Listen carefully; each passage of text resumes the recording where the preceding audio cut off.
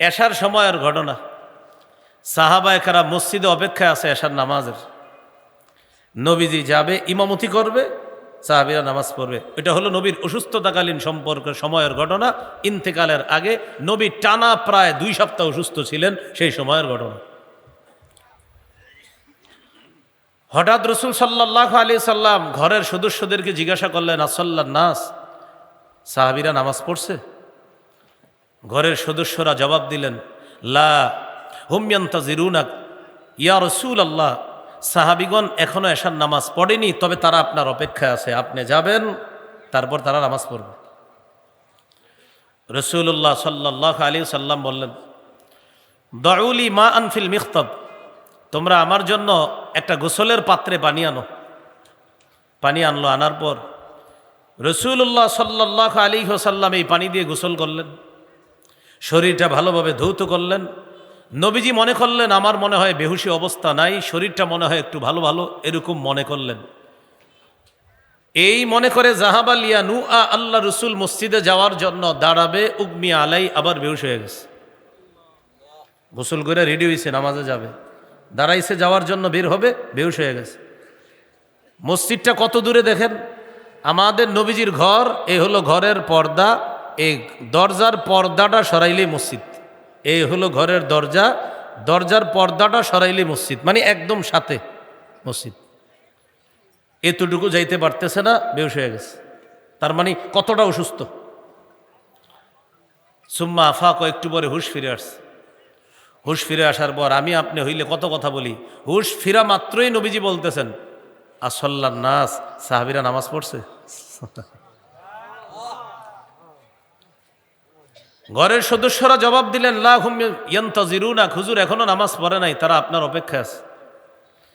নবীজি বললেন, দাউলি মা আনফিল মিখতাব, একটা গোসলের পাত্রে পানি আনো। পানি আনছে। পানি আনার পর ইগতাসালা, গোসল করলেন, ভালোভাবে শরীর ধৌত করলেন।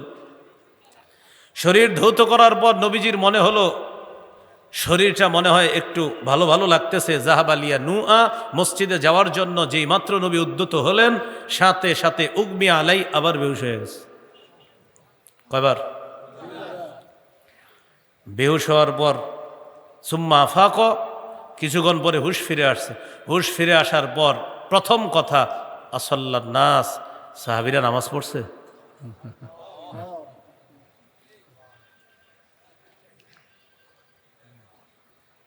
ঘরের সদস্যরা জবাব দিলেন, লা হুম ইয়ান্তাজিরুনাক, না, নামাজ পড়ে না, আপনার অপেক্ষা আছে। রাসূলুল্লাহ সাল্লাল্লাহু আলাইহি ওয়াসাল্লাম বললেন, দাউলি মা আনফিল মিখতাব, গোসলের পাত্রে পানি আনো। আবার পানি আনলো, আনার পর ইগতাসালা, পুরা শরীর সুন্দরভাবে ধৌত করলেন। ধৌত করার পর নবীজি পরিপূর্ণভাবে প্রস্তুতি নিলেন, মসজিদে যাবে। জাহাবালিয়া নুআ যেই মাত্র দাঁড়িয়ে মসজিদে যাওয়ার জন্য মাত্র দাঁড়াইতে যাবে, উগমি আলাই, আবার বেহুশ হয়ে গেছে। কয়বার? 3 বার। সুম্মা আফাক, একটু পরে হুশ ফিরে আসছে। হুশ ফিরে আসার পর প্রথম কথা, আসল্লান নাস, আয়েশা, সাহাবীরা নামাজ পড়ছে? আয়েশা, তোমরা খাইছো? ঘরের সদস্যরা খাইছে? জিজ্ঞাসা করেন। নামাজ পড়ছে সাহাবীরা? আম্মাজান জবাব দিলেন, ঘরের সদস্যরা জবাব দিলেন, লা হুম ইয়ান্তাজিরুনাক, নামাজ পড়ে নাই, তারা আপনার অপেক্ষায় আছে।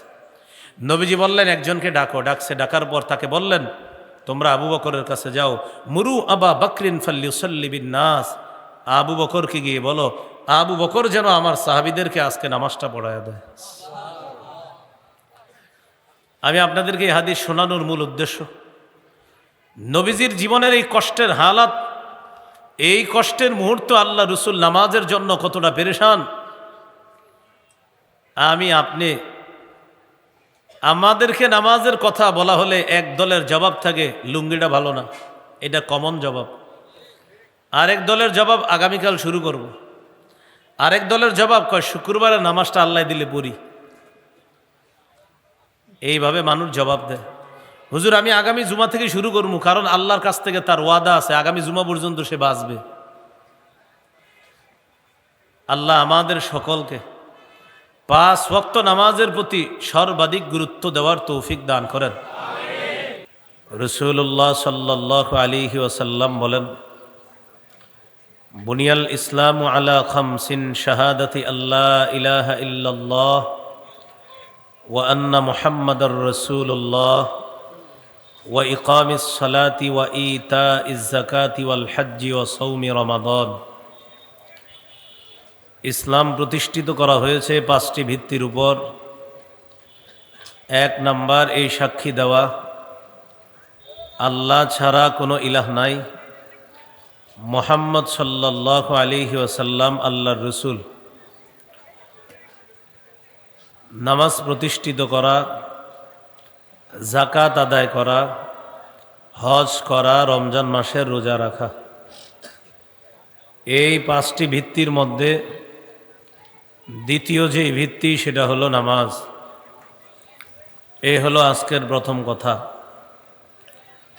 নামাজ সম্পর্কে আজকের দ্বিতীয় কথা। নামাজ ইসলামের অন্যতম গুরুত্বপূর্ণ রুকন। কোনো অমুসলিমকে যদি আপনি দাওয়াত দেন, প্রথমে তাকে তাওহীদের দাওয়াত দেওয়া বা একত্ববাদের দাওয়াত দেওয়া।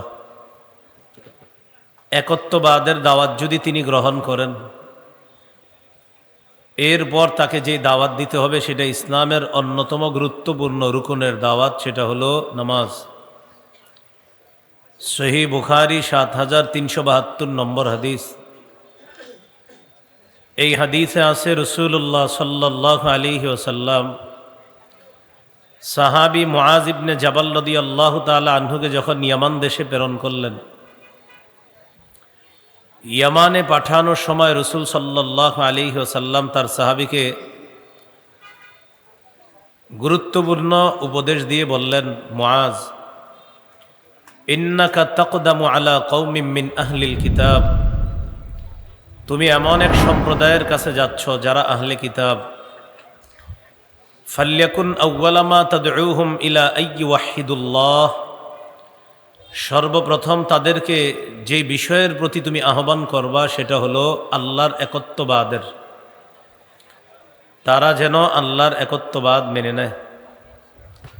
ফাইন আরাফু যালিকা, একত্ববাদের দাওয়াত যদি তারা গ্রহণ করে, ফাআখবিরহুম আন্নাল্লাহ ক্বাদ ফারাদা আলাইহিম খামসা সালাওয়াতিন ফি ইয়াউমিহিম ওয়া লাইলাতিহিম, এরপর তাদেরকে জানিয়ে দিবে আল্লাহ তাদের উপর দিনে রাতে ৫ ওয়াক্ত নামাজ ফরজ করেছেন। চিন্তা করে দেখেন তো, একজন অমুসলিম মুসলমান হওয়ার সাথে সাথে যে বিষয়টা তাকে আপনার বলতে হবে সেটা হলো নামাজ। নামাজ সম্পর্কে আজকের ৩ নম্বর আলোচনা। যে কোনো অবস্থায় নামাজের প্রতি যত্নবান হওয়ার আদেশ করেছেন আল্লাহ। এই কথাটা একটু ব্যাখ্যা সাপেক্ষে বুঝে নেন।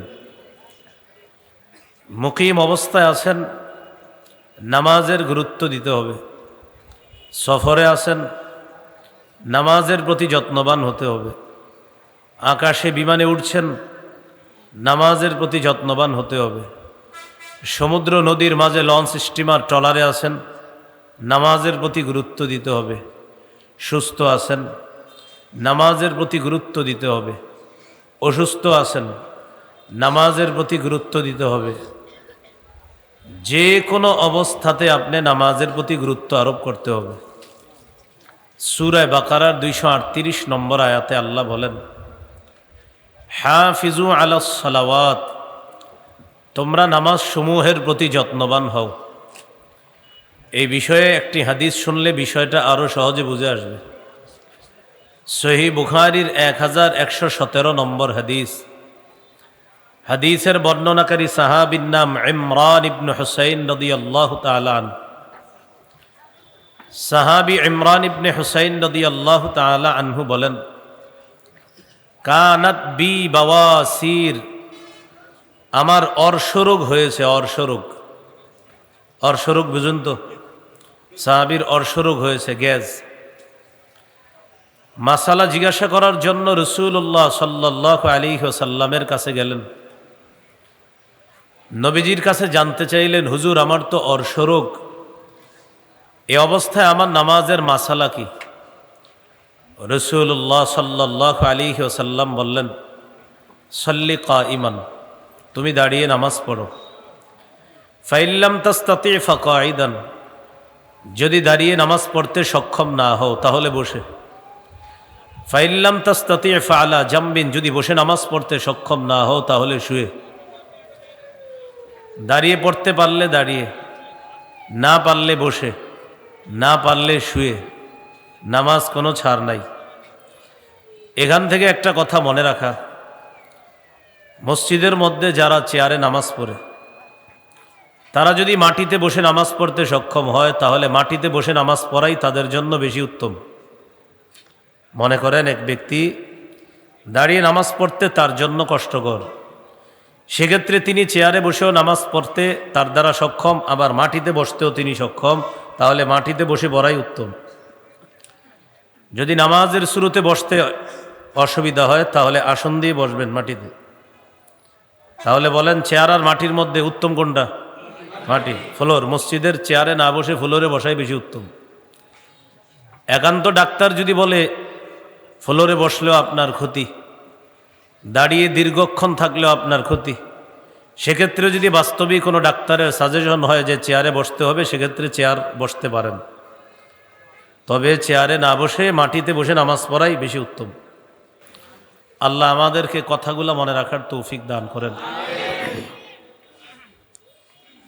আজকের 4 নাম্বার আলোচনা, এটা আমরা সবাই একসাথে বলবো। সবাই বলেন তো, বলেন আমাদের নবীজির জীবনের সর্বশেষ ওসিয়ত নামাজ। বলেন তো উম্মতের প্রতি নবীর সর্বশেষ ওসিয়ত কি? নামাজ। আবু দাউদের 6156 নম্বর হাদিস, 5156 নম্বর হাদিস। এই হাদিসের মধ্যে আছে আলী রাদিয়াল্লাহু তাআলা আনহুর বর্ণনা। তিনি বলেন, কানা আখিরু কালামি রাসূলিল্লাহি সাল্লাল্লাহু আলাইহি ওয়াসাল্লাম আসসালাত আসসালাত ইত্তাকুল্লাহা ফীমা মালাকাত আইমানুকুম। রাসূলুল্লাহ সাল্লাল্লাহু আলাইহি ওয়াসাল্লামের জীবনের সর্বশেষ বাক্য ছিল, তোমরা নামাজের প্রতি যত্নবান হও, নামাজের প্রতি যত্নবান হও, আর তোমাদের অধীনস্থ চাকর বাকরদের ব্যাপারে তোমরা আল্লাহকে ভয় করো। আমাদের নবীর জিন্দিগির সর্বশেষ ওসিয়ত নামাজ। এখান থেকে নামাজের গুরুত্ব স্পষ্ট বুঝে আসে। আল্লাহ আমাদের সকলকে যে কোনো অবস্থায় সর্বাধিক গুরুত্ব দিয়ে নামাজ আদায় করার তৌফিক দান করেন। আজকের 5 নম্বর আলোচনা, আমাদের নবীজি ছাড়াও অন্যান্য নবী যারা ছিলেন তাদের প্রতিও আল্লাহ নামাজের আদেশ করছে, তবে 5 ওয়াক্ত ছিল না। সূরা আম্বিয়ার 73 নম্বর আয়াতে আল্লাহ বলেন, ওয়া আওহাইনা ইলাইহিম ফি'লাল খায়রাতি ওয়া ইকামাস সালাতি ওয়া ইতাআজ যাকাহ। আমি তাদের প্রতি এই মর্মে ওহী প্রেরণ করলাম, তাদের প্রতি। দেখেন, বলেন তো কি বলছে আল্লাহ? কার প্রতি? তাদের প্রতি, একজন না একাধিক? আল্লাহ বলেন আমি তাদের প্রতি ওহী প্রেরণ করলাম ভালো কাজ করার, নামাজ প্রতিষ্ঠিত করার, যাকাত আদায় করার। তাদের প্রতি একাধিক নবী, এর মানে আমাদের নবী ছাড়াও অন্যান্য নবীদের শরীয়তেও নামাজ ছিল। আজকের 6 নম্বর আলোচনা, নামাজ হলো দ্বীনের খুঁটি। তিরমিজি শরীফের লম্বা একটা হাদিস, 2616 নম্বর হাদিস, 2616। এই হাদিসের শেষের দিকে 3টা গুরুত্বপূর্ণ কথা আছে। রাসূলুল্লাহ সাল্লাল্লাহু আলাইহি ওয়াসাল্লাম বলেন, রাসুল আমরিল ইসলাম, ইসলামের দ্বীনের মূল বিষয় হলো ইসলাম। রাসুল আমরি আল ইসলাম, দ্বীনের মূল বিষয় হলো ইসলাম। ওয়া আমুদুহুস সালাহ, দ্বীনের খুঁটি হলো নামাজ। ওয়া দিরওয়াতু সানামিহিল জিহাদ, দ্বীনের সর্বোচ্চ শিখর হলো জিহাদ। 3টা কথা। দ্বীনের মূল ইসলাম, দ্বীনের খুঁটি হলো নামাজ, দ্বীনের সর্বোচ্চ শিখর হলো জিহাদ। এবার সবাই বলবো, বলেন তো দ্বীনের মূল কি? ইসলাম। দ্বীনের মূল কি? দ্বীনের খুঁটি, দ্বীনের সর্বোচ্চ শিখর এখন বুঝেন হাদিসটা। এক ব্যক্তি মুসলমান কিন্তু নামাজ পড়ে না, আর বলে নামাজ না পড়লেও আমি পাক্কা মুসলমান। কোনো ব্যক্তি যদি মুসলমান হয় নামাজ না পড়ে, তাহলে তিনি মুসলমান কিন্তু খাঁটি মুসলমান না। যে ব্যক্তি নামাজ না পড়ে, এই ব্যক্তির ক্ষেত্রে তিনটা কথা মনে রাখবেন। তিনি যদি নামাজকে অস্বীকার করে নামাজ না পড়ে, তাহলে তার ব্যাপারে সবাই একমত তিনি আর মুসলমান থাকে না, কাফের। নামাজ অস্বীকার করলে মানে ফরজ অস্বীকার করলে ঈমান থাকবে? কেউ যদি নামাজ অস্বীকার করে না, স্বীকার করে কিন্তু অলসতাবশত নামাজ পড়ে না, তার ব্যাপারেও অনেক সাহাবায়ে কেরামের ঐক্যমত, তার ব্যাপারেও কুফুরের ফতুয়া। আবার বলছি, প্রথমটা হলো নামাজ অস্বীকার করে, তার ব্যাপারে সবাই একমত, কুফুর। আর এক ব্যক্তি নামাজ স্বীকার করে কিন্তু অলসতা আর তুচ্ছ, তার ব্যাপারেও অনেক সাহাবায়ে কেরাম এবং অনেক উলামায়ে কেরামের অভিমত হলো, তার ব্যাপারেও কুফুরের ফতুয়া। হ্যাঁ, কিছু মানুষ আছে মাঝে মাঝে নামাজ পড়ে, মাঝে মাঝে পড়ে না, এই ব্যক্তির ব্যাপারেও ধমক আছে, তার জন্য আখিরাতে কঠিন শাস্তি আছে। তাহলে নামাজ অস্বীকার করলে কাফের। নামাজ তুচ্ছ তাচ্ছিল্য কইরা যদি না পড়ে, তার ব্যাপারেও অনেক আলেমের ইজমা বা অভিমত হলো, তার ব্যাপারেও কুফরের ফতুয়া। আর কেউ মাঝে মাঝে নামাজ পড়ে আবার পড়ে না, এই ব্যক্তির ব্যাপারে ধমক আছে। আল্লাহ আমাদের সকলকে নামাজের এই ফরজ বিধানটা জেনে বুঝে আমরা যেন আমল করতে পারি, আল্লাহ তৌফিক দান করেন।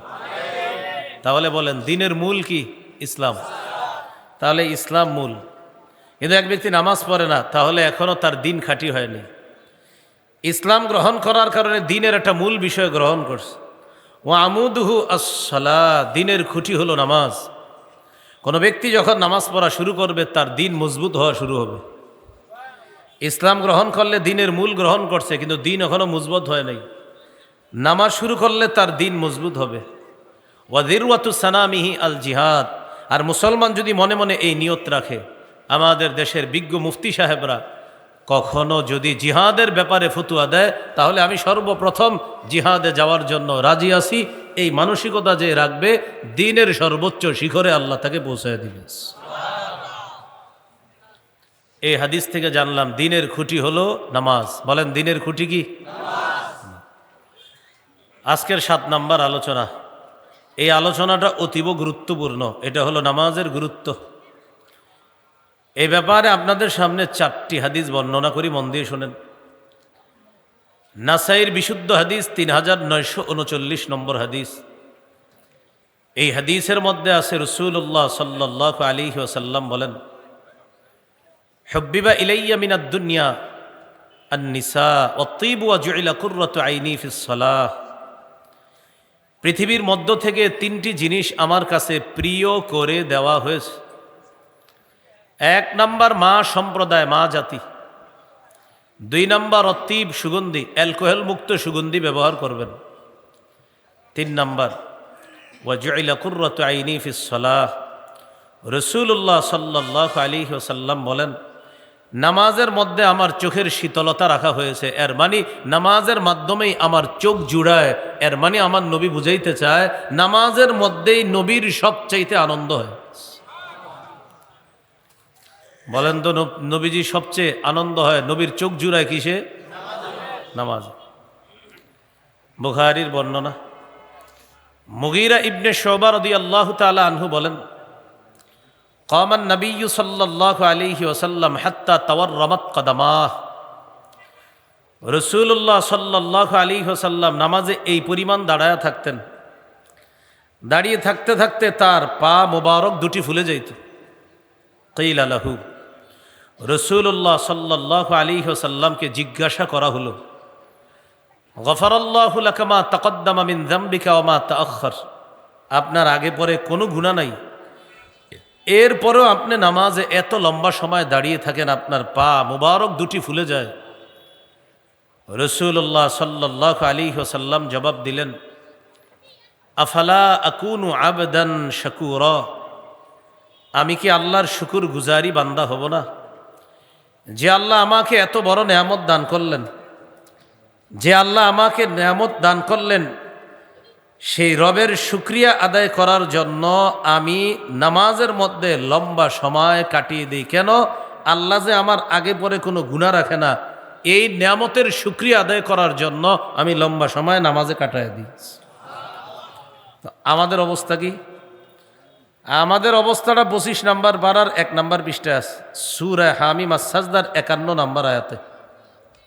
25 পারা 1 নাম্বার পৃষ্ঠা, সূরা হামিম আস-সাজদার 51 নম্বর আয়াতে আল্লাহ বলেন, ওয়া ইযা আনআমনা আলাল ইনসানি আ'রাদা ওয়া নাআ বিজানিবিহি।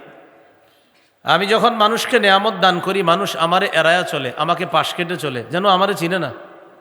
আল্লাহ বলেন, আমি যখন মানুষকে নিয়ামত দান করি, সে আমাকে এড়িয়ে চলে, পাশ কেটে চলে, মনে হয় সে আমাকে চিনে না। বলেন তো কথাটা কার? আল্লাহর।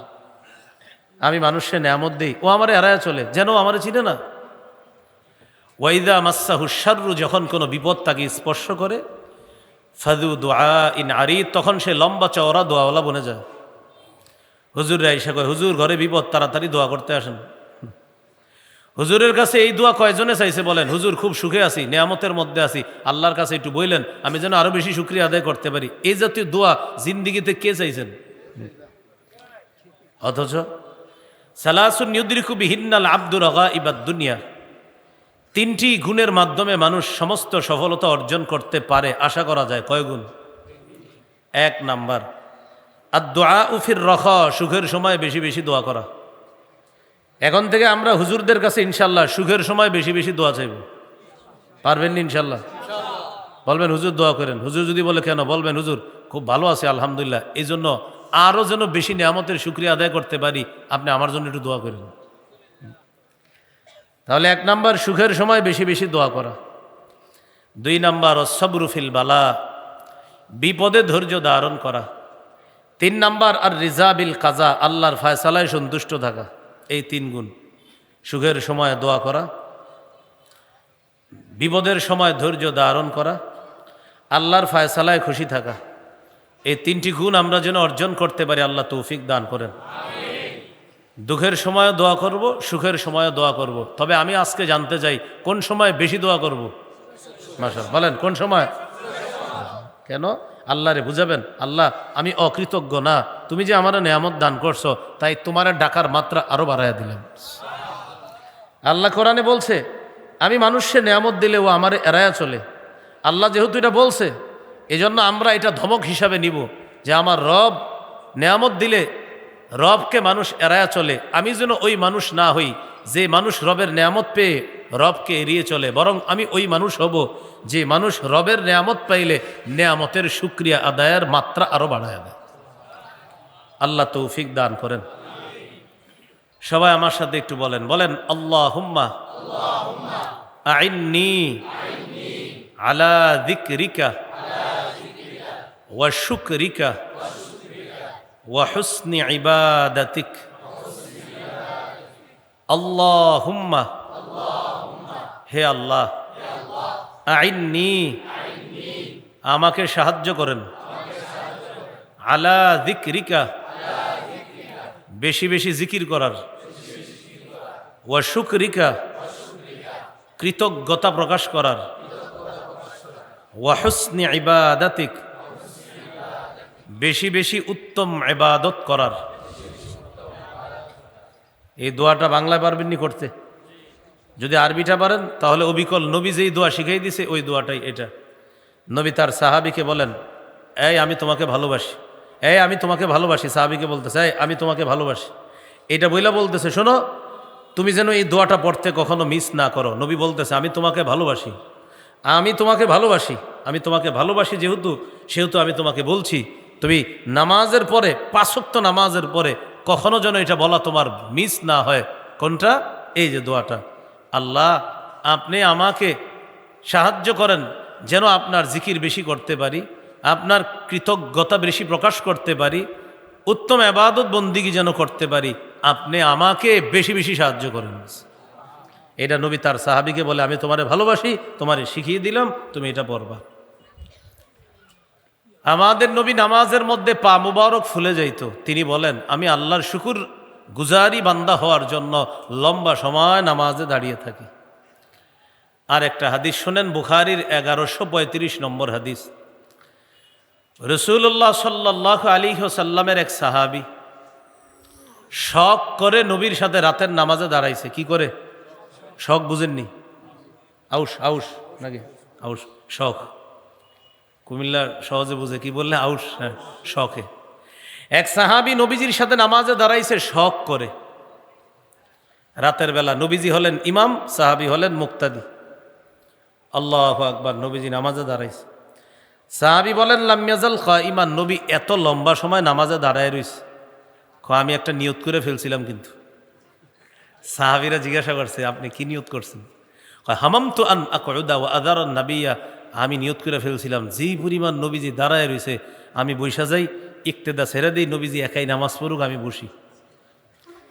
সাহাবীদের সামনে তো নবী নামাজ পড়তেন, তখনও লম্বা সময় নামাজে থাকতেন, এটা তো সাহাবীরা দেখতেন। কিন্তু রাতে যে নবী এত লম্বা সময় নামাজ পড়ে সাহাবী কল্পনা করতে পারে নাই। সুবহানাল্লাহ। আল্লাহর পরে যিনি শ্রেষ্ঠ, এই জগতেও শ্রেষ্ঠ, পরের জগতেও শ্রেষ্ঠ, সেই নবী এত পরিমাণ নামাজের মধ্যে লম্বা সময় দাঁড়িয়ে কাটায় দেয়। আল্লাহ আমাদের সকলকে নামাজের প্রতি সর্বাধিক গুরুত্ব দেওয়ার তৌফিক দান করেন। আর একটা হাদিস শোনেন নামাজের গুরুত্ব সম্পর্কে। সহিহ বুখারীর 687 নম্বর হাদিস। এই হাদিসের বর্ণনাকারিণী আয়েশা সিদ্দিকা রাদিয়াল্লাহু তাআলা আনহা। আম্মাজান আয়েশা সিদ্দিকা রাদিয়াল্লাহু তাআলা আনহাকে জিজ্ঞাসা করলেন নবীজির অসুস্থতাকালীন সম্পর্কে। কোন অসুস্থতা? ইন্তেকালের আগে যে নবী অসুস্থ হয়েছিলেন ওই অসুস্থতা সম্পর্কে নবীকে জিজ্ঞাসা করা হলো। আয়েশা সিদ্দিকা রাদিয়াল্লাহু তাআলা আনহা বললেন, নবীজি ইন্তেকালের আগে অসুস্থতার সময়ের একটা ঘটনা তোমাদেরকে শোনাই, তোমরা শোনো। বুখারীর 687 নম্বর হাদিস। আম্মাজান বলেন, একদিন এশার নামাজের সময়ের ঘটনা। কোন নামাজ? একটু আগে গেছে। কোন নামাজ? আশা করি সবাই পড়ছেন, আলহামদুলিল্লাহ পড়েন। আর যারা এখনো পড়েন নাই আশা করি পড়বেন ইনশাআল্লাহ। আজকের মাহফিলে প্রচুর ক্যামেরাম্যান, অন্যান্য আলোচক যারা, তাদের উদ্দেশ্যেই ক্যামেরাম্যান আজকে বেশি উপস্থিতি। কারণ শুধু আমার আলোচনা থাকলে ক্যামেরাম্যান একজনও না থাকারই কথা ছিল। কেন ছিল এটা তারা সকলে ভালো করে জানে। তো যাই হোক, ক্যামেরাম্যান যারা, তাদের একটা সুন্দর অভ্যাস হলো নামাজের সময় ক্যামেরা পাহারা দেওয়ার জন্য দাঁড়ায় থাকে। সম্ভবত নামাজ পড়ে নেয়। আমি আশাবাদী ক্যামেরাম্যানদের অনেকে এশার নামাজ পড়েছে, এটাও আশাবাদী যারা পড়ে নাই তারা এশার নামাজটা পড়ে নিবে। সব চুপ হয়ে গেলে না ক্যামেরাম্যান যারা থাকে। ঘটনাচক্রে আজকে আসার সময় বৃষ্টি আসার সম্ভাবনা ছিল। নামাজ যাইলে যাক, ক্যামেরা না যাক। না, আমি বলছি না, এটা তার সম্পদ। তো সেই হিসাবে এটা রক্ষা করার জন্য হয়তো এখানে ছিল, এই জন্য এশার নামাজ পড়ে নাই। আর আমার একটা অভ্যাস হলো, পিছনে আমি আলহামদুলিল্লাহ কারো ব্যাপারে কিছু বলি না, যা বলি সামনে বলে দেই। এজন্য বলে দিলাম, এশার নামাজটা না পড়ে থাকলে পড়ে নিন। আল্লাহ তৌফিক দান করেন। রসুল সাল্লাল্লাহু আলাইহি সাল্লামের এটা কেন বলে ফেললাম আবার ক্যামেরাম্যানদের কারণে? কারণ ঘটনাটা কোন নামাজের সময়ের? এশার নামাজে, এই জন্য মনে এসে গেছে। তো আম্মাজান আয়েশা সিদ্দিকা রাদিয়াল্লাহু তাআলা আনহা বলেন, এশার সময়ের ঘটনা। সাহাবায়ে কেরাম মসজিদে অপেক্ষায় আছে এশার নামাজের। নবীজি যাবে, ইমামতি করবে, সাহাবীরা নামাজ পড়বে। এটা হলো নবীর অসুস্থতাকালীন সম্পর্কের সময়ের ঘটনা। ইন্তেকালের আগে নবী টানা প্রায় 2 সপ্তাহ অসুস্থ ছিলেন, সেই সময়ের ঘটনা। হঠাৎ রসুল সাল্লাল্লাহু আলাইহি সাল্লাম ঘরের সদস্যদেরকে জিজ্ঞাসা করলেন, আসাল্লান নাস, সাহাবীরা নামাজ পড়ছে? ঘরের সদস্যরা জবাব দিলেন, লা হুম ইয়ান্তাজিরুনাক ইয়া রাসূলুল্লাহ, সাহাবীগণ এখনো এশার নামাজ পড়েনি, তবে তারা আপনার অপেক্ষায় আছে, আপনি যাবেন, তারপর তারা নামাজ পড়বে। রাসূলুল্লাহ সাল্লাল্লাহু আলাইহি সাল্লাম বললেন, দাউলি মা আনফিল মিখতাব, তোমরা আমার জন্য একটা গোসলের পাত্রে পানি আনো। পানি আনলো। আনার পর রাসূলুল্লাহ সাল্লাল্লাহু আলাইহি ওয়াসাল্লাম এই পানি দিয়ে গোসল করলেন, শরীরটা ভালোভাবে ধৌত করলেন। নবীজি মনে করলেন, আমার মনে হয় বেহুশি অবস্থা নাই, শরীরটা মনে হয় একটু ভালো ভালো, এরকম মনে করলেন। এই মনে করে জাহাবা লিয়া নু আল্লাহ রসুল মসজিদে যাওয়ার জন্য দাঁড়াবে, উগমি আলাই, আবার বেহুশ হয়ে গেছে। গোসল করে রেডি হয়েছে, নামাজে যাবে, দাঁড়াইছে যাওয়ার জন্য, বের হবে, বেহুশ হয়ে গেছে। মসজিদটা কত দূরে দেখেন, আমাদের নবীজির ঘর, এই হলো ঘরের পর্দা, এই দরজার পর্দাটা সরাইলেই মসজিদ। এই হলো ঘরের দরজা, দরজার পর্দাটা সরাইলেই মসজিদ, মানে একদম সাথে মসজিদ। এতটুকু যাইতে পারতেছে না, বেহুশ হয়ে গেছে। তার মানে কতটা অসুস্থ। সুম্মা আফাক, একটু পরে হুশ ফিরে আসছে। হুশ ফিরে আসার পর আমি আপনি হইলে কত কথা বলি, হুশ ফিরা মাত্রই নবীজি বলতেছেন আসল্লান নাস, সাহাবীরা নামাজ পড়ছে। ঘরের সদস্যরা জবাব দিলেন লা হুম ইয়ান্তাজিরুনা, হুজুর এখনো নামাজ পড়ে নাই, তারা আপনার অপেক্ষায় আছে। নবীজি বললেন দাউলি মা আনফিল মিখতাব, একটা গোসলের পাত্রে পানি আনো। পানি আনছে, পানি আনার পর ইগতাসালা, গোসল করলেন, ভালোভাবে শরীর ধৌত করলেন। শরীর ধৌত করার পর নবীজির মনে হলো, শরীরটা মনে হয় একটু ভালো ভালো লাগতেছে। জাহাবালিয়া নুআ, মসজিদে যাওয়ার জন্য যেই মাত্র নবী উদ্যত হলেন, সাথে সাথে উগমি আলাই, আবার বেহুশ হয়ে গেছে। কয়বার? বেহুশ হওয়ার পর সুম্মা আফাক, কিছুক্ষণ পরে হুশ ফিরে আসছে। হুশ ফিরে আসার পর প্রথম কথা আসল্লান নাস, সাহাবীরা নামাজ পড়ছে।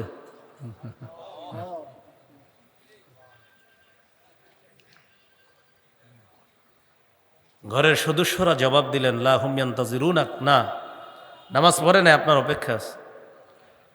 রাসূলুল্লাহ সাল্লাল্লাহু আলাইহি ওয়াসাল্লাম বললেন দাউলি মা আনফিল মিখতাব, গোসলের পাত্রে পানি আনো। আবার পানি আনলো, আনার পর ইগতাসালা, পুরা শরীর সুন্দরভাবে ধৌত করলেন। ধৌত করার পর নবীজি পরিপূর্ণভাবে প্রস্তুতি নিলেন, মসজিদে যাবে। জাহাবালিয়া নুআ, যেই মাত্র দাঁড়িয়ে মসজিদে যাওয়ার জন্য মাত্র দাঁড়াইতে যাবে, উগমি আলাই, আবার বেহুশ হয়ে গেছে। কয়বার? তিনবার। সুম্মা আফাক, একটু পরে হুশ ফিরে আসছে। হুশ ফিরে আসার পর প্রথম কথা আসল্লান নাস, আয়েশা, সাহাবীরা নামাজ পড়ছে।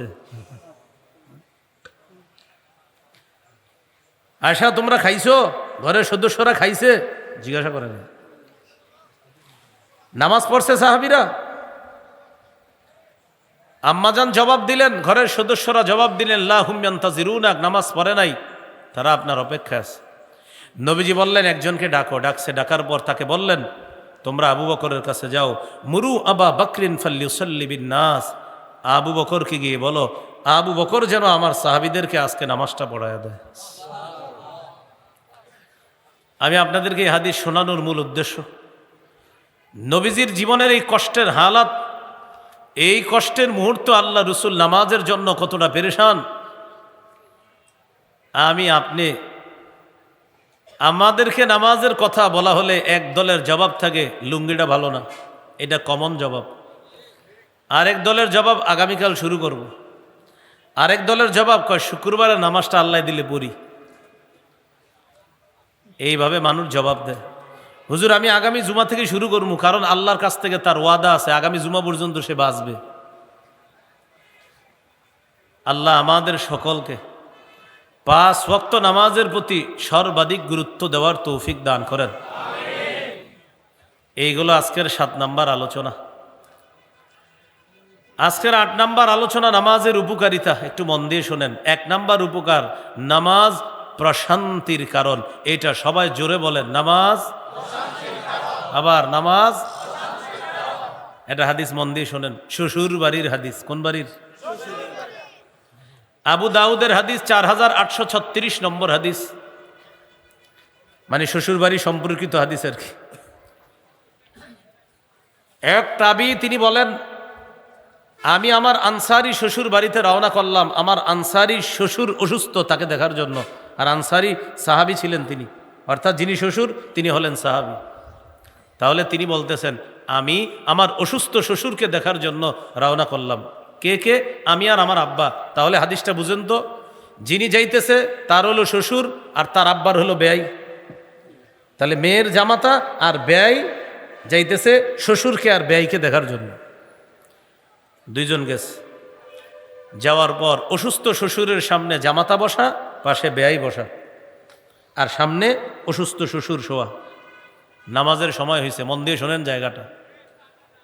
ঘরের একটা মেয়েকে ডাক দিছে, কে? অসুস্থ ব্যক্তি। ডাক দিয়ে বলতেছে, ইয়া জারিয়া ইতুনি বিউজুইন, এই অজুর পানি আনো তো। কিসের পানি আনো? আচ্ছা, অজুর পানি চাওয়া কথা কাদের? সুস্থদের না অসুস্থদের? চাইলো কে?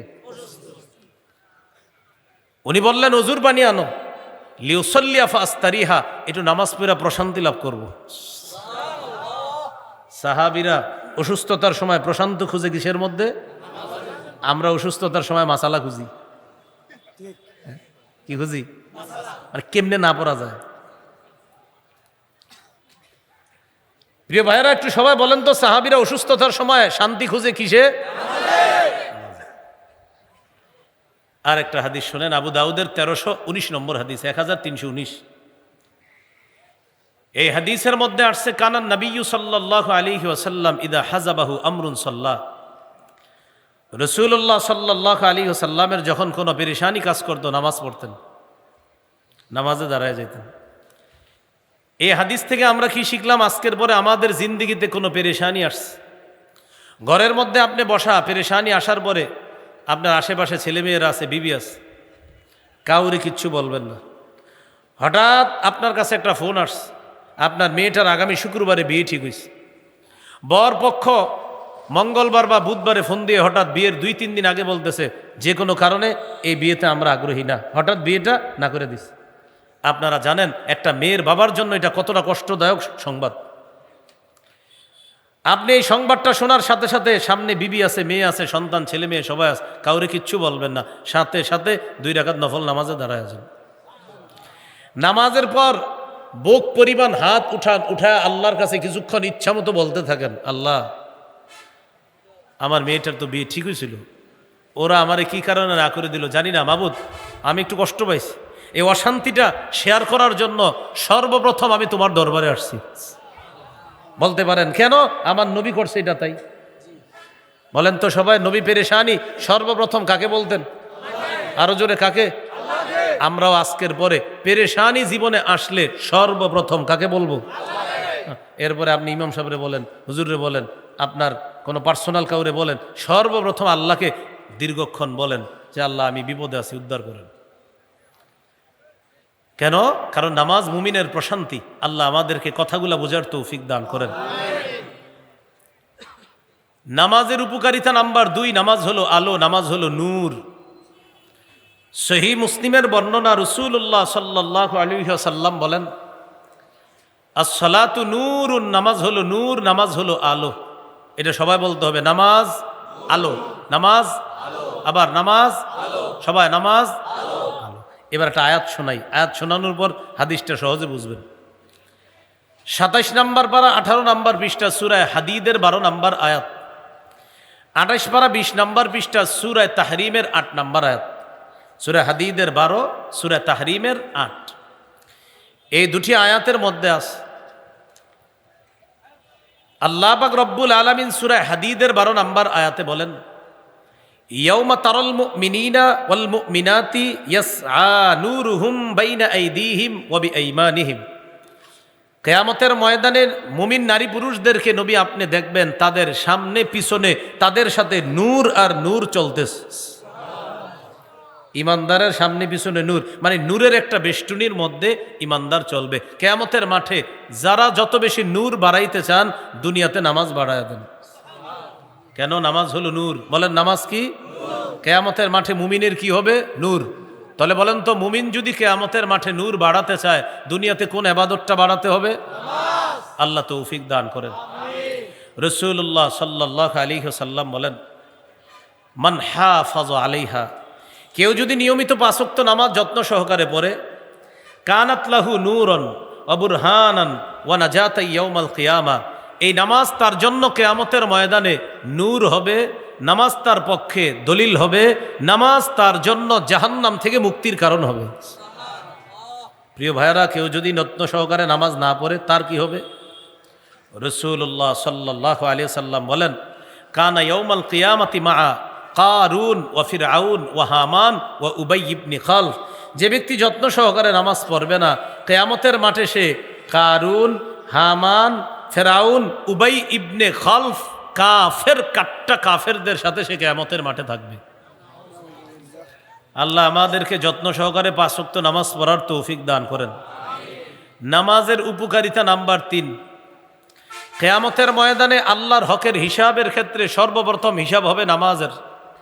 যার নামাজের হিসাবটা সঠিক হয়ে যাবে তার সব কিছু সঠিক হয়ে যাবে। রাসূলুল্লাহ সাল্লাল্লাহু আলাইহি ওয়াসাল্লাম বলেন, আউয়ালু মা ইউহাসাবু বিহিল আবদু ইয়াউমাল কিয়ামাতিস সালাহ ফাইন সালাহাত সালাহা লাহু সাইরু আমালি। কিয়ামতের ময়দানে আল্লাহর হকের ক্ষেত্রে সর্বপ্রথম হিসাব হবে নামাজের। কারো যদি নামাজের হিসাব সঠিক হয় তাহলে আশা করা যায় তার অন্যান্য আমলের হিসাবগুলোও সঠিক হয়ে যাবে। এবার একটু বলেন তো, কিয়ামতের মাঠে আমাদের কোন হিসাবটার চিন্তা বেশি করা দরকার? কারণ নামাজের হিসাবটা সঠিক হইলে অন্যগুলো আশা করা যায় সহজ হয়ে যাবে। আল্লাহ আমাদেরকে নামাজের প্রতি গুরুত্ব দেওয়ার তৌফিক দান করেন। নামাজের উপকারিতা নাম্বার 4, নিয়মিত যারা 5 ওয়াক্ত নামাজ পড়বে আল্লাহ পাক রব্বুল আলামিন তাদেরকে জান্নাতে প্রবেশ করাবেন। রাসূলুল্লাহ সাল্লাল্লাহু আলাইহি ওয়াসাল্লাম বলেন, 5 ওয়াক্ত নামাজ বান্দার উপর আল্লাহ ফরজ করেছেন। এই 5 ওয়াক্ত নামাজ কেউ যদি তুচ্ছ তাচ্ছিল্য না করে নিয়মিত সঠিকভাবে আদায় করে, কানা লাহু আলাল্লাহি আহদুন আইয়ুদখিলাহুল জান্নাহ, আল্লাহর ওয়াদা আল্লাহ তাকে জান্নাতে প্রবেশ করাবেন। এই হলো 4 নাম্বার উপকার। নামাজের উপকারিতা নাম্বার 5,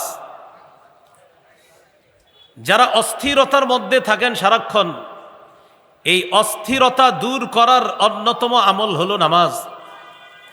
সূরা মাআরিজের 19, 20, 21, 22, 23 নম্বর আয়াতে আল্লাহ বলেন, ইন্নাল ইনসানা খুলিকা হালুআ, মানুষকে সৃষ্টি করা হয়েছে অস্থির রূপে, অস্থির করে।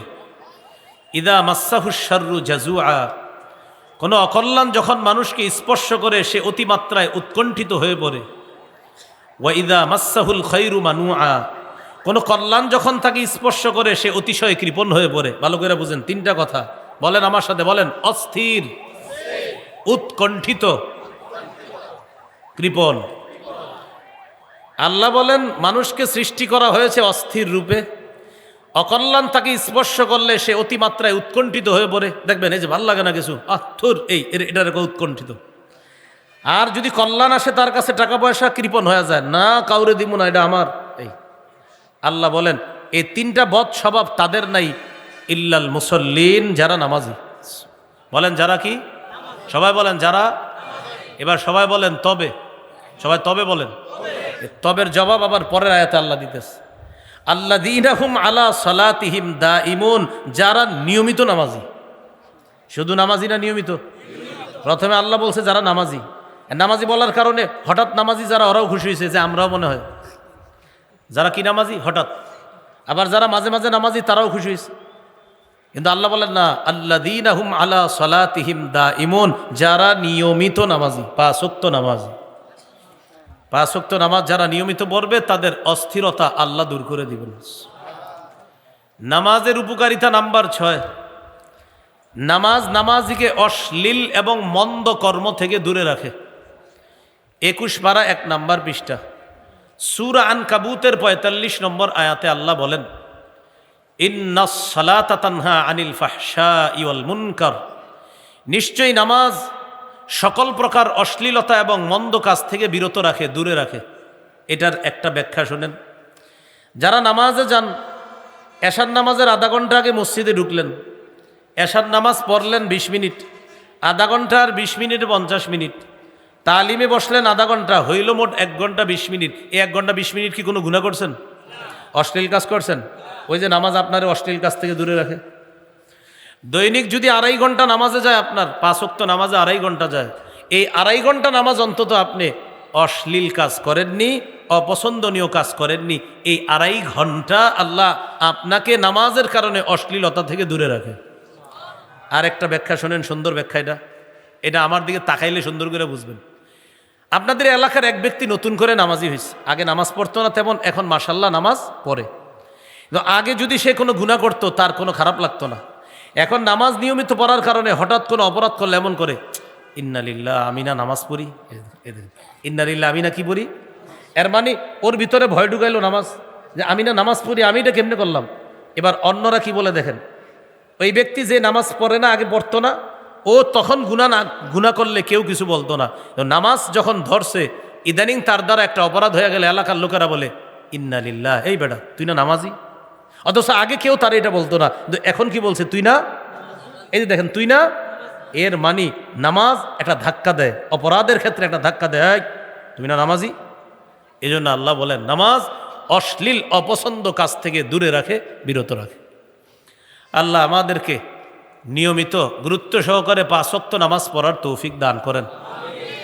নামাজের উপকারিতা নাম্বার 7, নামাজ সকল গুনাহ মাফের কাফফারা। সুবহানাল্লাহ। সহিহ বুখারীর 528 নম্বর হাদিস।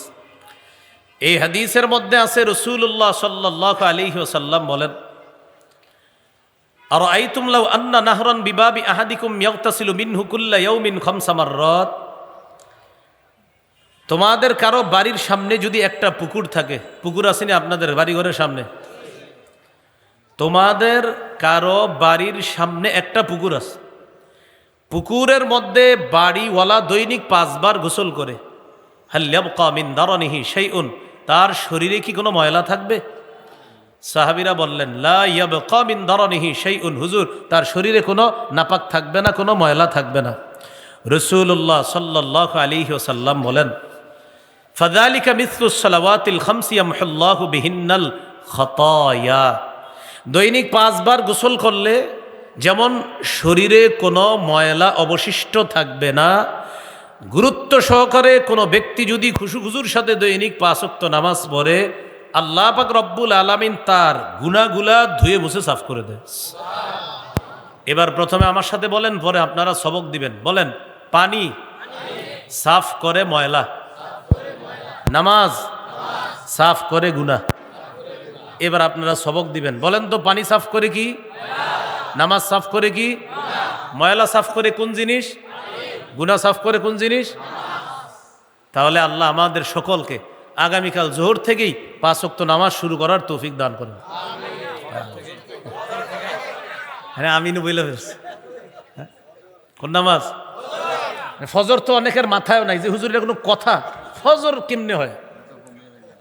ফজর আপনি মানে আমিন কেন বলছে যে তো জোহরই তো, ফজর হবে কেন?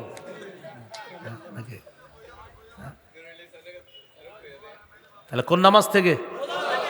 আল্লাহ তৌফিক দান করেন। তাহলে নামাজ গুনাহ মাফের জন্য কাফফারা। এইগুলো 7 নাম্বার উপকার। নামাজের উপকারিতা নাম্বার 8, নামাজের মধ্যে একটা সেজদা দিবেন, একটা মর্যাদা, 2টা সেজদা 2টা মর্যাদা।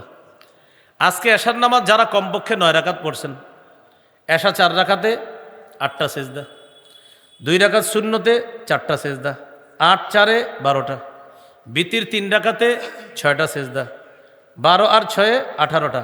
বিশ্বাস করেন, আল্লাহর কসম, আল্লাহর কসম, আল্লাহর কসম, আমার নবী কখনো মিথ্যা কথা বলে না। আমার নবী বলছেন, এই মুখ থেকে যা বের হয় সব সত্য কথা। এটা বইলে হাদিসটা শোনাই। এই ক্ষেত্রে আরেকটা হাদিস মনে পড়ে গেছে, তাহলে এটা আগে শোনাই, পরে দিকে যাই। এক সাহাবী নবীর হাদিস লেখে, আব্দুল্লাহ ইবনে আমর রাদিয়াল্লাহু তাআলা আনহুমা নবীর হাদিস লেখে। এই সাহাবীরে কুরাইশরা কি বলছে আপনার, ও আব্দুল্লাহ তুমি যে নবীর হাদিস লেখো, নবী তো রাগের সময়ও কথা বলে, হাসির সময়ও কথা বলে। হাসির সময় যেগুলো বলে সেগুলো বুঝলাম ভালো কথা, সেগুলো লিখতে পারো, তো রাগের কথা কেন লেখো? তিনি মানুষ হিসাবে রাগের সময় কি না বইলা ফেলে, এগুলো কেন লেখো? কার ব্যাপারে কুরাইশরা বলছে? আমার নবীর ব্যাপারে। যিনি লেখক তিনি দৌড়ে নবীর কাছে আসছে, ইয়া রাসূলুল্লাহ গুরুত্বপূর্ণ একটা বিষয় নিয়ে আসছে। বলো। হুজুর আমি তো আপনার হাদিস লিখি। আচ্ছা হুজুর আপনি তো রাগের সময় কথা বলেন, হাসির সময় কথা বলেন। কুরাইশরা আমাকে বলছে আমি শুধু হাসির কথাগুলো লিখতাম, আপনার মুড যখন ভালো থাকে এগুলা লিখতে বলছে, আপনার রাগের কথাগুলো না লিখতে বলছে। কারণ মানুষ যখন রাগ করে তখন মানুষ অনেক কিছু বলে ফেলে, সেই হিসেবে আপনিও নাকি বলে ফেলতে পারেন, কুরাইশরা আমারে বলছে। নবীজি কি বললেন দেখেন, আউ মা আবিয়াদি, হাত দিয়ে নবী নিজের ঠোঁটের দিকে ইঙ্গিত করে এভাবে বললেন, লেখ মা ইয়াখরুজু মিনহু ইল্লা হাক্কুন, এখান থেকে যা বের হয় সব সত্য কথা। রাগের সময় বের হয় সত্য কথা, হাসির সময় বের হয় সত্য কথা, ঘুমের মধ্যেও বের হয় সত্য কথা, এখান থেকে যা বের হয় সব সত্য কথা। আজকে যারা অন্তত 9 রাকাত এশার নামাজ পড়ছেন, 4 রাকাত 2 রাকাত 3 রাকাত, মোট 9 রাকাত, আল্লাহ 18টা সেজদার কারণে আজকে নতুন করে এশার সময় নতুন 18টা মর্যাদা, কসম আল্লাহর, আল্লাহ আপনার এই 18টা মর্যাদা বাড়াইছে। এবার ফজর থেকে হিসাব করেন সেজদা কয়টা? 64টা হবে। কয়টা? ফজর কয় রাকাত? 4 রাকাতে সেজদা কয়টা? জোহর কমপক্ষে ধরেন 10, 8 আর 10 আপনার 20টা সেজদা। 20 আর 10 কত হয়? 30টা। 20 আর 8 28টা। আসরের নামাজে 8টা, 28 আর 8 36। মাগরিবের নামাজে কমপক্ষে 10টা, 36 আর 10 46। 46-এর পরে রয়ে গেল এশা, এশার নামাজে 18টা। তো 46 আর 18 কত হয়? হ্যাঁ কত হয়? 46 আর 20 কত হয়? 66 না? তো 20-তে 2 বাদ দেন, 64। এই তো 64। দৈনিক যদি কমপক্ষে আপনি এই নামাজগুলা পড়েন, ফজর 4, জোহর 9, আসর 4, মাগরিব কমপক্ষে 5, এশা কমপক্ষে 9, দৈনিক নতুন করে 64টা মর্যাদা আল্লাহ বাড়ায়। রাসূলুল্লাহ সাল্লাল্লাহু আলাইহি ওয়াসাল্লাম বলেন, আলাইকা বিকাসরাতি সুজুদ, ও উম্মত বেশি বেশি সিজদা দাও। ফাইন্নাকা লা তাসজুদু লিল্লাহি সাজদাতান ইল্লা রাফাআকা আল্লাহু বিহা দারাজা। তুমি যতবার আল্লাহকে খুশি করার জন্য সিজদা দাও, ততবার আল্লাহ তোমার মর্যাদা বাড়ায় দেন। তাহলে নামাজের কারণে মর্যাদা বাড়ে। নামাজের উপকারিতা নাম্বার 9। এটা বলার আগে জানতে চাই, জান্নাতে নবীর সান্নিধ্য, নবীর আশেপাশে কাছাকাছি কারা কারা থাকতে চাই? সবাই? আল্লাহ তৌফিক দান করেন। আল্লাহ যেন মায়া করে আপনাদের সাথে আমারেও জান্নাতে কবুল করেন। আপনাদের সাথে যেন আল্লাহ মায়া করে আমার নামটাও জান্নাতীদের খাতায় লিখে দেয়। 9 নাম্বার উপকারিতা নামাজের। উপকারিতাটা কি? হাদিসটা শোনার পরে বুঝবেন। হাদিস বলি আগে। মুসলিম শরীফের 489 নম্বর হাদিস। 480-র পরে হাদিসগুলো আসছে, 489। এক সাহাবী নবীজির খেদমত করছে রাতের বেলা। কি খেদমত? তাহাজ্জুদের সময় পানি আগায় দিস, উজু করবে, পানি আগায় দিস। পানি এগিয়ে দেওয়ার পর নবীজি তাকে বললেন, সাল, তুমি আমার কাছে কোনো পুরস্কার চাইলে চাও, আমি দিব। সাহাবী বুদ্ধি করে বললেন, ইন্নী আসআলুকা মুরাফাকাতাকা ফিল জান্নাহ, আমি জান্নাতে আপনার সাথী হতে চাই। আমাদের নবীজি চিন্তা করছিলেন, ও মনে হয় দুনিয়ার কিছু চাইবো আমার কাছে, আমি বলবো আল্লাহর কাছে, আল্লাহ দিয়ে দিবে। নবীজি অবাক হয়ে তাকে বললেন, আও গায়রা জালিকা, এটা ছাড়া কি তুমি অন্য কিছু চাও না? জি না হুজুর, আমি এটা ছাড়া অন্য কিছু চাই না, আমি এটাই চাই, আমি জান্নাতে আপনার সাথী হব। আপনি আমারে বলছেন যে আমারে দিবেন, অতএব আপনি আমার এই পুরস্কারের ব্যবস্থা যেমন করে দিতে হবে। রাসূলুল্লাহ সাল্লাল্লাহু আলাইহি সাল্লাম বললেন, আইন্নি আলা নাফসিকা বিকাসরাতি সুজুদ, তাহলে একটা আমল বাড়ায় দাও। আজকে থেকে নামাজের আমল বাড়ায় দাও।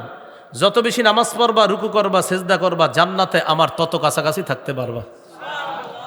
আমাদের দেশে বর্তমানে কিছু ধোঁকাবাজ ইদানিং কালে আরো বেশি বাড়ছে। আগে তো ইউটিউব ইত্যাদি ছিল না, জানতেন না।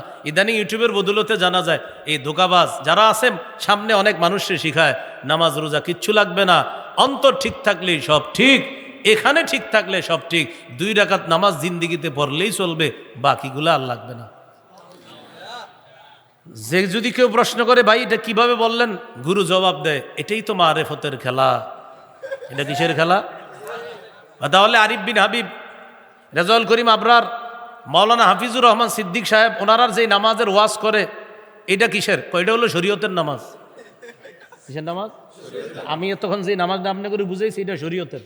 আর উনি যেটা বলছে নামাজ রোজা লাগবে না, জিন্দিগিতে পড়ার মতো 2 রাকাত হলেই চলবে, বাকিগুলো আর লাগবে না, এটা হলো মারেফতের জগতের। কিসের? আমাদের সমাজে কিছু মানুষ পাবেন, নামাজের দাওয়াত দিলে কি বলবে জানেন? এত বেশি নামাজ করো না, তোমার চেয়ে নবীর প্রেম আমার মধ্যে বেশি আছে। এভাবে নামাজ না পড়লেও কি আছে? নবীর। হাদিস থেকে কি শিখলাম? নবীর কাছাকাছি যাওয়া যায় নামাজ ছাড়লে না পড়লে। নবী শিখায় নামাজ পড়লে নবী প্রেম, ধোঁকাবাজ শিখায় নামাজ ছাড়লে নবী প্রেম। ওরা ধোঁকাবাজ, ওরা প্রতারক, ওরা ভণ্ড, ওরা মুসলমানের ইমান নিয়ে খেলা করে। আল্লাহ আমাদেরকে হেফাজত করেন। তাহলে কোনো মানুষ যদি আপনাদেরকে বেনামাজি বানানোর জন্য কোনো ওয়াজ শুরু করে, যেমন আজকে আমি ওয়াজ করে গেলাম, চা দোকানের সামনে বসে অনেক অমুক টমকের মুরিদ আপনারে বইলা বুঝাইতে পারে যে আরিফ বিন হাবিব তো বলছে, উনি তো শরীয়তের ওয়াজ করছে, শোনো কিছু কথা আছে। আপনার মারেফত যদি বুঝাইতে গিয়ে আপনি জিজ্ঞাসা করবেন, চাচা মারেফত মানে কি এই যে আপনি আমার এখন কইবেন নামাজ না পড়লেও চলবে? যদি এই হয় আপনি বন্ড, আর আপনি যার থেকে শিখছেন ও ইন্টারন্যাশনাল বন্ড। বলে ফেলতে পারবেন না ইনশাল্লাহ? নামাজ ছাড়া আবার কিসের পীরানি? নামাজ নাই আবার কিসের পীর? যে নামাজ পড়ে না সে পীর হয় কেমনে? তাহলে প্রিয় ভাইরা বুঝে থাকলে বলেন, নবীর সান্নিধ্য পাওয়ার উপায় কি? এবার কোরআন কি বলে জানেন? উসজুদ ওয়াক্তারিব, সেজদা করো আমার কাছে আসো, সেজদা করো আমার কাছে আসো। তাহলে আল্লাহ বলতেছেন সেজদা করো আমার কাছে আসো, নবী বলতেছেন নামাজ পড়ো জান্নাতে আমার কাছে আসো। এবার সুন্দরভাবে বলবেন, বলেন আল্লাহ পাওয়ার শ্রেষ্ঠ ইবাদত, নবীরে কাছাকাছি পাওয়ার শ্রেষ্ঠ ইবাদত। এবার আল্লাহ পাওয়ার শ্রেষ্ঠ ইবাদত, জান্নাতে নবীর কাছাকাছি থাকার শ্রেষ্ঠ ইবাদত। এ হলো 9 নাম্বার উপকার। নামাজের উপকারিতা নাম্বার 10, যে যত দূর থেকে মসজিদে হেঁটে আসবে তার তত বেশি সওয়াব। রাসূলুল্লাহ সাল্লাল্লাহু আলাইহি ওয়াসাল্লাম বলেন, আ'যামুন নাসি আজরান আবআদুহুম মামশা, যে যত দূর থেকে হেঁটে মসজিদে আসবে তার তত বেশি সওয়াব হবে। এক সাহাবী অনেক দূর থেকে হাইটা মসজিদে আসতেন নামাজ পড়তে। আরেক সাহাবী তাকে বললেন, লাবিশ তরাইতা হিমারন, তুমি যদি একটা গাদা কিনতা, গাদার উপরে সোয়ার হইয়া তারপর তুমি মসজিদে আসতা, গাদার উপরে সোয়ার হইয়া মসজিদে আসতা, তোমার যে কষ্ট হয়, এই প্রচণ্ড রৌদ্রের মধ্যে তুমি নামাজে আসো, তোমার অনেক কষ্ট হয়, তুমি একটা গাদা কিনো। সাহাবী একটু পরে জবাব দিলেন, শোনো, ইন্নী উরিদু আইয়ুক্তাবালি মামশায়া ইলাল মসজিদ ওয়া রুজুই ইযা রাজাতু ইলা আহলি, আমি চাই আমি যে হেঁটে মসজিদে আসি, মসজিদ থেকে হেঁটে আবার বাড়িতে যাই, এই দোনোটা আসা যাওয়ার হাঁটার সোয়াবগুলা যেন আল্লাহ আমাকে দেয়। রাসূলুল্লাহ সাল্লাল্লাহু আলাইহি সাল্লাম এটা শুনে বললেন, জামা আল্লাহু লাকা কুল্লাহ, আল্লাহ যেন তোমার এই কথাগুলাকে কবুল করে আল্লাহ পরিপূর্ণ সোয়াবটাই তোমাকে দান করেন। এই হলো নামাজে আসা, নামাজ পড়ার উপকারিতা। আল্লাহ আমাদেরকে নামাজের গুরুত্ব জেনে, নামাজের উপকারিতা জেনে আমরা যেন নামাজের প্রতি গুরুত্ব দিতে পারি, আল্লাহ তৌফিক দান করেন। এইগুলো আজকের 8 নাম্বার আলোচনা। কয় নাম্বার গেছে না? আলোচনা আপনারা শ্রোতা হইতে পারেন না এখন, আমি বুঝাই কেমনে 8 নাম্বার। প্রথম 6টা বলছি কি?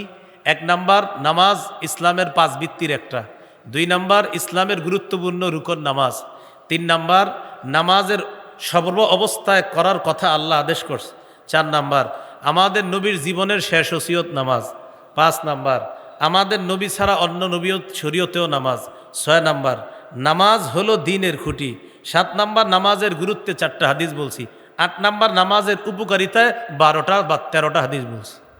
মানে পয়েন্ট নাম্বার 8 উপকারিতা বলছি আর কি 8-10টা। এই কথাটা কি বুঝে আসছে? এই হলো 8 নাম্বার পয়েন্টের আলোচনা। পয়েন্ট নাম্বার 9, জামাতে নামাজ। বলেন কিসে নামাজ? আমরা যারা পুরুষ আছি, আমাদের কোনো ওজর যদি না থাকে তাহলে আমরা 5 ওয়াক্ত নামাজ জামাতের সাথে আদায় করবো ইনশাআল্লাহ। আমার আলোচনা যদি এই মুহূর্তে কোনো মা বোন কোনো বাসা থেকে শুনে থাকেন, আপনারা কি করবেন? আজানের পরে স্বামী যারা আছে ঘর থেকে বের করে দিবেন, বলবেন নামাজ পড়ে আসেন, নামাজ পড়ে আসেন।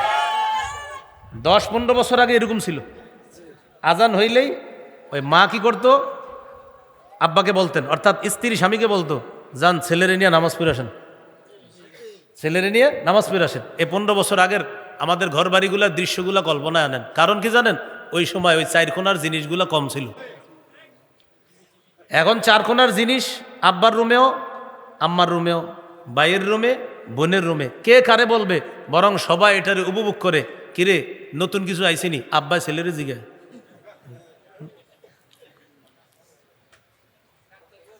তাহলে মা বোন যারা আছেন, আজানের পর স্বামীকে মসজিদে পাঠাই দিবেন।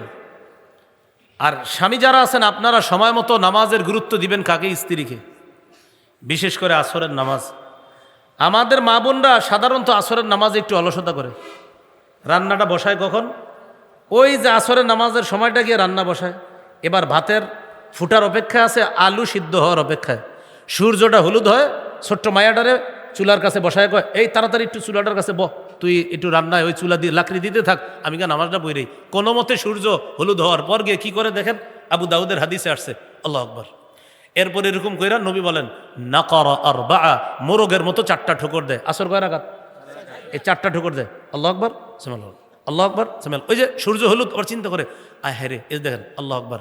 আর আল্লাহু আকবারের ভিতরের অবস্থা, আয় হায় রে, না জানি মাগরিবের সময় আয় পড়ছে। এটা হলো ভিতরের অবস্থা। তুই নামাজ পড়তেছে এইভাবে তাড়াতাড়ি, আসসালামু আলাইকুম, আসসালামু আলাইকুম, আস্তাগফিরুল্লাহ, আস্তাগফিরুল্লাহ, শেষ। নবী বলছেন এটা মোরগের মতো ঠোকর। কিসের মতো? হ্যাঁ, মোরগের। নাকারা আরবা, নাকারা আরবাআন, কয় মোরগের মতো 4টা ঠোকর দেয়। এইভাবে আসরের নামাজটা ইচ্ছা করে বিলম্ব করে। নবী কি বলছে জানেন? তিলকা সালাতুল মুনাফিকিন, তিলকা সালাতুল মুনাফিকিন, তিলকা সালাতুল মুনাফিকিন। নবী বলেন এটা মুনাফিকের নামাজ, এটা মুনাফিকের নামাজ, এটা মুনাফিকের নামাজ। এটা শুধু মা বোনদের বিষয় আমি বললাম, বিষয়টা এমন না। আমরা যারা পুরুষ আছি আমাদেরও এরকম অলসতার কারণে অথবা এমনিতেই কোনো কারণ ছাড়াই আসরের নামাজ এভাবে আমাদেরও বিলম্ব যদি হয়, তাহলে আমাদেরকেও নবী ধমক দিলেন এটা মুনাফিকের নামাজ। আল্লাহ আমাদেরকে হেফাজত করেন। তো বলছিলাম নামাজ, জামাতে নামাজ পড়বো যারা পুরুষ আছি আমরা। সহিহ বুখারীর বর্ণনা, রাসূলুল্লাহ সাল্লাল্লাহু আলাইহি ওয়াসাল্লাম বলেন সলাতুল জামাআতি তাফজুলু, জামাতে নামাজ পড়া উত্তম, মিন সলাতিল ফাজ্জি, একাকী নামাজ পড়ার চাইতে, বিসাবঈ দারজা, একা নামাজ পড়ার চাইতে জামাতে নামাজ পড়লে আল্লাহ 27 গুণ বেশি সওয়াব দান করবেন। বলেন জামাতে নামাজ পড়লে কয় গুণ সওয়াব? 27 গুণ। আল্লাহ আমাদের পুরুষ যারা আছি আমরা যেন জামাতের সাথে নামাজ পড়তে পারি, আল্লাহ তৌফিক দান করেন। এই হলো আজকের 9 নম্বর আলোচনা, জামাত পর্ব তো ইনশাল্লাহ। আজকের 10 নম্বর আলোচনা, এটাই হলো আজকের সর্বশেষ আলোচনা। একটু মন দিয়ে শুনবো। বলেন আমার সাথে সবাই, বলেন আমরা দিন শুরু করব ফজরের মাধ্যমে। তাহলে 5 ওয়াক্ত নামাজ তো পড়বো ইনশাল্লাহ, কিন্তু দিনটা শুরু করব কোন মাধ্যমে? ফজরের ব্যাপারে একটু বলি, বলার আগে একটু শুনেন। এখানে যারা যুবক আছেন মাশাল্লাহ প্রায় সবাই হয়তো স্মার্টফোন চালান। স্মার্টফোনটা ভালো কাজে একটু লাগান। সেটা কি? এলাকার ইমাম সাহেব যারা আছেন, ওলামা হজরত যারা, আপনারা একটু দায়িত্ব নিয়ে, অথবা আমার সামনে যে যুবকরা আছেন আপনাদেরকেও একজনের দায়িত্ব নিয়ে হোয়াটসঅ্যাপ, ইমো বা মেসেঞ্জার একটা গ্রুপ খোলেন। এই গ্রুপের নাম হবে ফজর ক্যাম্পেইন গ্রুপ। ফজরের নামটা কি হবে গ্রুপের? ফজর ক্যাম্পেইন গ্রুপ। হোয়াটসঅ্যাপে আপনার এই গ্রুপে শুধু ওই বন্ধুরা অ্যাড থাকবে যারা ফজর পড়বে। তাহলে ফজরের একটা গ্রুপ বানান হোয়াটসঅ্যাপ, মেসেঞ্জার বা ইমোতে, ফজরের গ্রুপ এটা। আপনাদের এই গ্রুপের কাজ হলো, আপনারা 10 জনের গ্রুপ হয়েছেন, এই 10 জন চেষ্টা করবেন যে আমাদের এই হোয়াটসঅ্যাপ গ্রুপে 20 জন হতে হবে। এই হোয়াটসঅ্যাপ গ্রুপের 20 জন মানে 20 জন ফজরের। হ্যাঁ, এইভাবে আপনারা ফজর ক্যাম্পেইন করেন। আর আপনাদের যাদের কাছে নাম্বার থাকবে প্রত্যেকে হোয়াটসঅ্যাপে ফজরের সময় যোগাযোগ করবেন। হয়তো মেসেজ দিবেন কি রে উঠছোস, বা ফোন দিয়ে দিবেন। যদি মেসেজের রিপ্লাই না আসে ফোন দিবেন কি এখনো ওঠো নাই, মানে অর্থাৎ একজন আরেকজনকে জাগায় দেওয়া। তাহলে ফজর ক্যাম্পেইন গ্রুপ এটা আমি অনেক জায়গায় বলার পর আলহামদুলিল্লাহ কাজ শুরু হয়েছে। আর আমি চাই এই এলাকায় শুরু করেন। হ্যাঁ, ওলামা হজরত যারা আছেন আপনারা দায়িত্ব নিলে বিষয়টা সহজ হবে। আর ইয়াং যারা আছেন যুবক, বিশেষ করে শিক্ষিত যুবক ভাই যারা আছেন, একজন দায়িত্ব নেন হিম্মত করে যে আমি ফজর ক্যাম্পেইনের একটা গ্রুপ খুলবো ইনশাল্লাহ। আল্লাহ আপনাকে, আমি আশাবাদী যে অন্তত এই কাজটা ইখলাসের সাথে করার কারণে হতেও তো পারে, এটার কারণে আল্লাহ আপনাকে জান্নাত দান করবেন। কেন জানেন? উম্মতরে নামাজি বানানো যায় যদি, বিশেষ করে যদি মুসলমানকে ফজর নামাজের মুসল্লি বানানো যায়। কোন নামাজের? এই মুসলমান বাকি 4 ওয়াক্ত অটোমেটিক পড়বে। কোনো মুসলমান যদি ফজরের মুসল্লি হয়, বাকি 4 ওয়াক্ত নামাজের মুসল্লি ইনশাল্লাহ সে হবেই। কারণ আমাদের সবচেয়ে অলসতা কোন নামাজে হয়? তাহলে ফজর ক্যাম্পেইন গ্রুপ খোলা যাবে না ইনশাল্লাহ যুবক ভাইরা। আরেকজনের অপেক্ষা না করে নিজেরাই দায়িত্ব নিয়ে ইনশাল্লাহ খুলে ফেলেন, বাস কাজ হয়ে যাবে ইনশাল্লাহ। আল্লাহ তৌফিক দান করেন।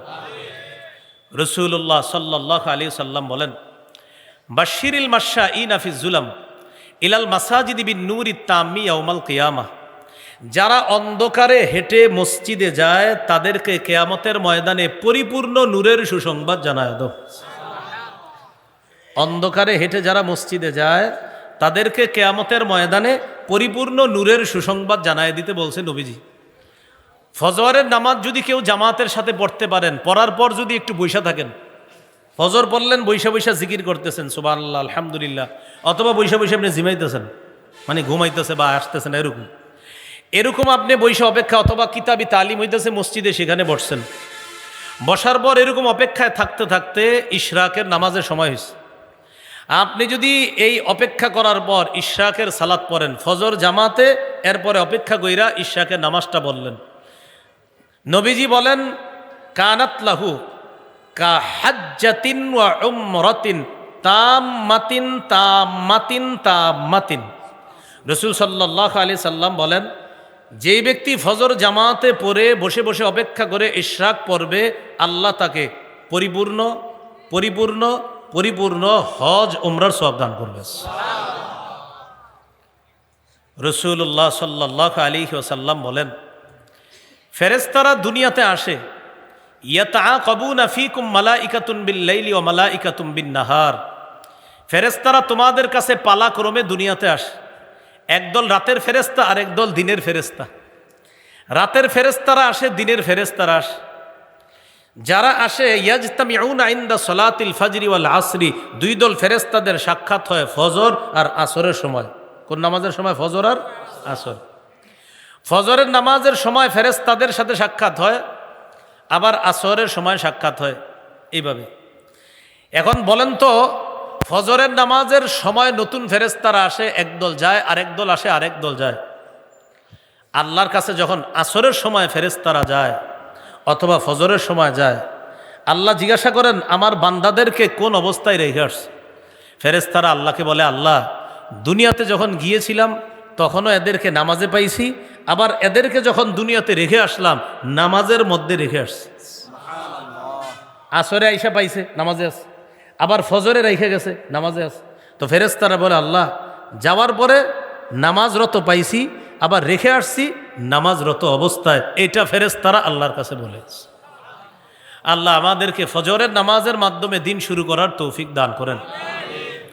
রাসূলুল্লাহ সাল্লাল্লাহু আলাইহি ওয়াসাল্লাম বলেন, তোমরা কেউ যদি চাও যে জান্নাত মিস করবা না, কেউ যদি চাও যে জান্নাত মিস করবা না, তাহলে দুটি নামাজের গুরুত্ব বাড়ায় দাও, একটা ফজর আর একটা হলো আসর। কেন? নবী বলেন এই দুই নামাজে মানুষ সাধারণত বেশি অলসতা করে। এই জন্য আল্লাহ রসুল সাল্লাল্লাহু আলাইহি সাল্লাম বলেন, যদি চাও যে তোমরা জান্নাত মিস করবা না, জান্নাতের কাছে হেরে যাইবা না, এটা যদি চাও ফজর আর আসরে গুরুত্ব দাও। এই দুই নামাজ গুরুত্ব দিলে অন্য নামাজগুলা তোমাদের জন্য এমনিতেই সহজ হয়ে যাবে। তাহলে বলেন তো কোন কোন দুই নামাজের গুরুত্ব এখানে চলে আসলো? ফজর আর আসর। এবার আসেন, একটু আগে যে নামাজটা গেছে কোন নামাজ? রাসূলুল্লাহ সাল্লাল্লাহু আলাইহি ওয়াসাল্লাম বলেন, মানুষ যদি জানতো ফজরের নামাজ আর এশার নামাজের কি উপকার। এখন কিন্তু নামাজের নাম আরেকটা পাল্টাইলাম, আগে ছিল আসর, এখন বললাম ফজর আর এশা। নবী বলেন মানুষ যদি জানতো ফজরের নামাজ, এশার নামাজ আর আজান দেওয়া, আল্লাহু আকবার মুয়াজ্জিন আজান দেয়, আজানের মধ্যে কি সওয়াব, আরেকটা হলো প্রথম কাতারে নামাজের মধ্যে কি সওয়াব। কোন কোন বর্ণনা এইভাবে আসছে, প্রথম কাতারে নামাজে কি সওয়াব, এশার নামাজে কি সওয়াব, এগুলা যদি মানুষ জানতো, সে যদি ঘর থেকে হাইটা আসতে নাও পারতো, মনে করেন ওই লোকটা মাটিতে তার কোমরটা ছেঁচড়ায় ছেঁচড়ায় মসজিদে আসতে পারে। নবী বলেন কোনো মানুষ যদি এশার নামাজের উপকার জানতো, সে গড়িয়ে গড়িয়ে হলেও, হামাগুড়ি দিয়ে হলেও মসজিদে এসে এশার নামাজে শরীক হইত। এত উপকার। আল্লাহ আমাদের সকলকে ফজর, জোহর, এশা, আসর, মাগরিব এই নামাজগুলা খুব গুরুত্ব সহকারে আদায় করার তৌফিক দান করেন। তাহলে ফজর, আসর, এশা এটার গুরুত্ব আলাদা আসছে। আর বিশেষ করে জোহর, মাগরিব, জোহরের সময় মানুষ কাজকর্মে অফিসে থাকে, মাশাল্লাহ নামাজে পড়ে। মাগরিবের সময় দেখবেন বিশাল বড় জামাত হয়, নামাজ পড়ে। কিন্তু সাধারণত ফজর, আসর, এশা এগুলা অলসতা করে। আমরা আজকে থেকে এই নামাজগুলায় অলসতা করব না। যেই 10টি পয়েন্টে আমরা কথা বললাম, কথাগুলা জেনে বুঝে আমরা সবাই যেন আজকে থেকেই নামাজি হয়ে যেতে পারি, আল্লাহ তৌফিক দান করেন। সর্বশেষ একটা কথা দিয়ে কথা শেষ করব, এটা আবার বলি, প্রথমে বলছিলাম, বলেন হাজারো ব্যস্ততার মাঝে, আবার সবাই জোরে জোরে সবাই, সর্বাধিক গুরুত্ব দিব নামাজ। বলেন বিয়ের দিন, ঈদের দিন, ব্যস্ততার দিন, যে কোনো দিন সর্বাধিক গুরুত্ব নামাজ। কেন বললাম বিয়ের দিন, ঈদের দিন? বিয়ের দিন বউরে উঠে আনছে, হাইসের মধ্যে আছে সবাই, কেউ নামাজ পড়বে না, কেউ বউ নিয়ে যায়, তো নামাজ পড়বেন না, আরে একটা হাসি দেয়, বউ নিয়ে যায়। ঈদের দিন বন্ধুরা ঘুরে, নামাজ পড়বে না, আজ যেন ঈদের দিন, মানে ঈদের দিন হয়েছে কি হয়েছে? তাহলে ভাই এই বাংলাটা মাথায় রাখবেন, হাজারো ব্যস্ততার মাঝে সর্বাধিক গুরুত্বপূর্ণ ইবাদত মনে থাকবে নি? আল্লাহ আমাদের সকলকে যে কথাগুলো শুনলাম বললাম সবাই যেন আমল করতে পারি, আল্লাহ তৌফিক দান করেন।